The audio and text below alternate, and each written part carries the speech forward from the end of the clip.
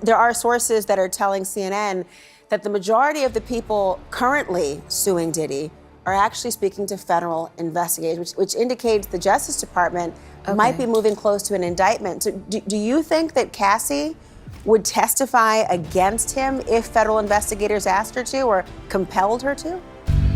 Sean Diddy Combs facing a slew of allegations. The biggest question for me was, has this happened before? Diddy's legal troubles just went from worse to absolutely no chance of him ever being a freeman after his legal team allegedly found out that Cassie was talking to the feds and she was giving them ALOT of pretty damaging stuff. Rumour has it that this evidence is so bad that one of Diddy's lawyers even straight up quit because he saw no chance for Diddy at all. So without wasting any time, let's dive into this drama and try and figure out what has Diddy so panicked. Now, just when we thought the drama between Diddy and Cassie was done, we just got served with even more shocking details of Diddy's horrific actions. Ever since Cassie filed that lawsuit against Diddy and the video of Diddy's horrific assault on Cassie got leaked, his life has been in a freefall and it doesn't look like ever stopping. Y'all, Diddy and Cassie's very troubling relationship started way back in 2007 and lasted until 2018. And during that decade, Diddy subjected Cassie to an unthinkable level of trauma. While in public, the two seemed to be living a life of luxury, the truth behind the scenes was extremely shocking. In November 2023, Cassie Ventura decided to speak her truth, filing a lawsuit that accused Diddy of physical and emotional and even. The bombshell case sent shockwaves through the industry, though it was settled out of court within 24 hours, leaving fans with more questions than answers. Now things escalated again in May 2024 when CNN released security footage from 2016 showing Diddy Cassie in a hotel hallway. The clip validated years of speculation, sparking public outrage and forcing Diddy to issue a public apology. While he admitted the incident was inexcusable, let's face it, nobody was buying it. I mean, I hit rock bottom, but I make no excuses. My behavior on that video is inexcusable. I take full responsibility for my actions in that video. Diddy was just saving face, but the damage was already done. And ever since, all his secrets just keep getting revealed. And if rumors are to be believed, this latest one has him freaking out. So much so that even his lawyer quit. Seemingly out of nowhere, one of Diddy's lawyers said he wanted out. The dude didn't want to represent Diddy anymore. Anthony Ricco, the lawyer in question, submitted a motion to withdraw from Diddy's case. And he didn't exactly give a reason for his decision. He just said that under no circumstances could he continue effectively working for Diddy. It's alleged that part of the reason Diddy's lawyer ditched him was that he learned of some damning evidence that the prosecutors were in possession of and that they obtained it from Cassie. Now, if true, nobody can blame Cassie for cooperating with the police. I mean, we all saw the hotel video, and that was just one example of what Cassie's friend and makeup artist, Myla Morales, did an interview with CNN a while back, and she recalled an incident of just how serious the level of that Diddy subjected Cassie through was. According to Myla, during the weekend of the Grammys in 2010, Cassie and Myla were staying at the Beverly Hills Hotel when Diddy reportedly busted into their room looking for Cassie. Diddy dragged Cassie away, and the two had a heated argument. Well, I have kept this secret for like 14 years. I mean, the first time I experienced it was 2010, and I was in the hotel room when Puff came in, and I had no idea Cassie left. And when I woke up, I just saw his presence come into the room. They went into the bedroom and shut the door, and all I could hear is screaming and yelling and whatever was going on in there, I don't know. But all I could think of was to grab Cassie's things and start packing it up and just getting her out to safety. According to Myla, when Cassie came back, she had a bruised eye and a busted lip. Now both of them were afraid to say anything to anyone because of how influential Diddy was, and they were afraid of the consequences. We were scared of Puff. We were always scared of him, Myla explained. If we called the police, what would happen? He's a very powerful person in the business, and he can do things that will make you go away. And many people are afraid of him till this day. And if you thought Diddy's cycle of abuse was only limited to Cassie, then you were completely completely wrong. Diddy even got violent with Cassie's friends. You see, according to a lawsuit filed against Diddy by Cassie's friend and fashion designer Brianna Bongolan, in 2016, Diddy dangled her from the side of a building. According to the lawsuit, the incident happened on September 26, 2016, right after a Diddy freak-off party had just ended. Apparently, Brianna and Cassie were sleeping in the same bedroom at Cassie's apartment when an enraged Diddy showed up and violently started pounding at the door non-stop. Amongst all the commotion, Brianna asked Cassie to go and hide in the bathroom before Diddy could knock down the door. Diddy managed to get into the apartment and Brianna ran onto the balcony to try and hide from him. It's alleged that Diddy followed Brianna to the balcony and charged at her. Brianna tried to fight off Diddy, but he overpowered her and grabbed her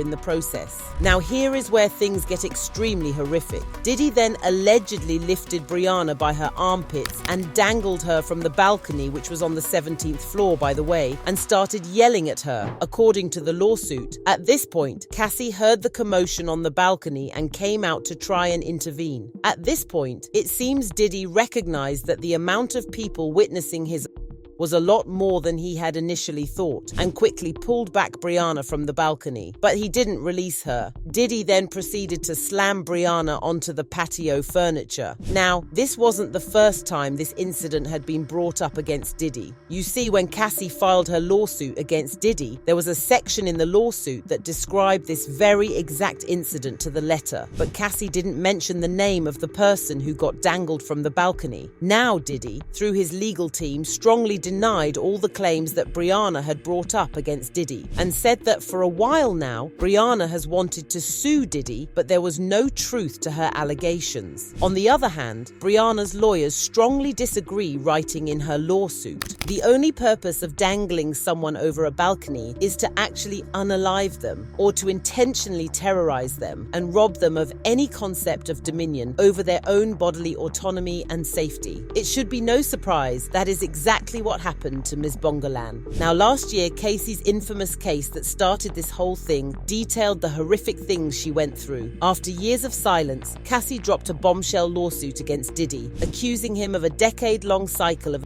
and violence. According to the lawsuit, Diddy used his power and influence to trap Cassie in a toxic and relationship. Cassie, who met Diddy at just 19 years old when he signed her to his Bad Boy record label, claimed she endured years of physical and emotional at his hands. According to the complaint, Diddy allegedly plied Cassie with and alcohol, leading to dangerous addictions that made it easier for him to maintain control over her. The allegations didn't stop there. The lawsuit included graphic descriptions of the Cassie said she endured, painting a chilling picture of life behind the scenes with one of music's most powerful figures. In her initial statement, Cassie said, "After years in silence and darkness, I am finally ready to tell my story." She described Diddy as a serial domestic who would allegedly her, leaving her with black eyes and bruises, and even drawing blood. And y'all, the lawsuit also accused Diddy of the R word, making it one of the most explosive cases in recent entertainment history. Now here's where it gets even messier.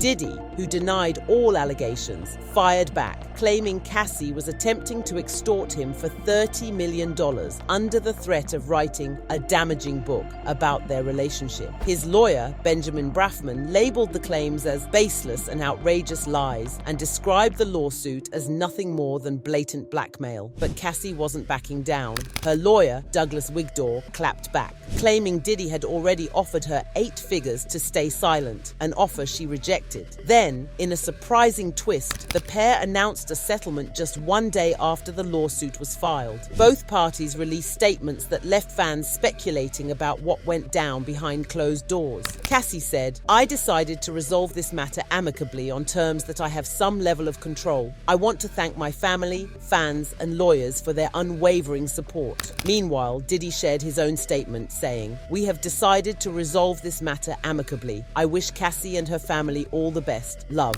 Now, Diddy's trial is about to start in a couple of weeks, but the drama with this guy is far from over. In fact, it seems the drama has been taken to the next level, and it all started with the shocking news that Diddy's lawyers had found a loophole that would see some of his charges dropped. Yeah, The whole world was in shock to learn that Diddy wanted the case to be thrown out because he was black. Now Diddy and his lawyers that the charge in question is under the Mann Act, which makes it illegal to transport women for prostitution and human trafficking. Shouldn't apply to Diddy because, get this, no white person has ever been the target of a remotely similar prosecution. His lawyers argued that there has never been a similar RICO prosecution against others, and that the Mann Act has racist origins used to target black men. Diddy's lawyers stated that the count should be dismissed for selective prosecution because it has been disproportionately used against black men, including in the prosecutions of boxer Jack Johnson, who was the first black world heavyweight champion, and singer and guitarist Chuck Berry.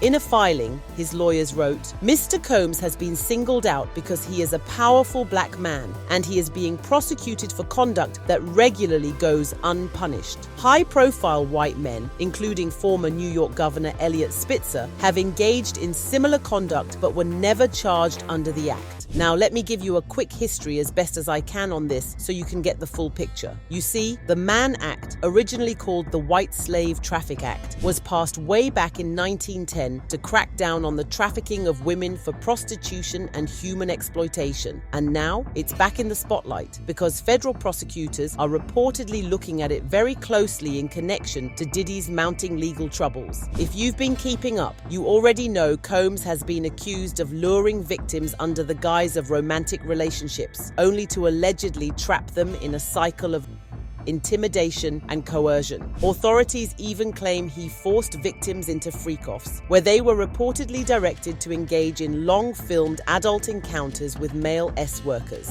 And y'all, it doesn't stop there. Diddy is also accused of drugging victims during these sessions, in some cases without their knowledge, while allegedly keeping the footage for himself. To make matters worse, these alleged crimes reportedly crossed state lines, which just so happens to be a key factor in triggering the Mann Act, meaning this case could be heading towards serious federal charges. Now, with the unthinkable jail time he was possibly going to face if he was found guilty, I am sure Diddy jumped for joy when he heard that his lawyers were trying to pull the race card to get this thrown out. But Cassie, allegedly cooperating with the cops, is undoubtedly about to wipe away any hope Diddy might ever have of being free. But what do y'all think of this whole situation? Is Cassie right in telling the feds all she knows so they can finally put Diddy away for good? Let me know your opinion in the comments. Till next time, bye.